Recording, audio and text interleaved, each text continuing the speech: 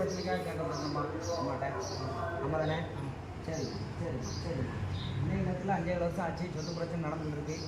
நீ அண்ணனை நம்பி இருந்த, ஆனால் அண்ணன் இப்போ வந்து உனக்கு தர முடியாதுங்கிற கையை பிடிச்சிட்டான், அப்படி தானே?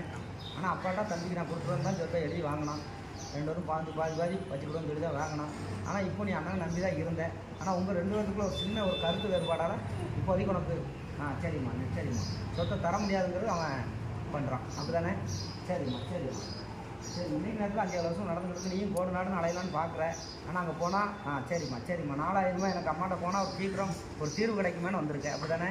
சரி சரி சரிம்மா சரிம்மா சரிம்மா. அண்ணன் மனசை மாற்றி அம்மா கண்டிப்பான முறை 44 உனக்குள்ள சொத்தை அம்மா வாங்கி தரேன், கவலைப்படாத, சரியா?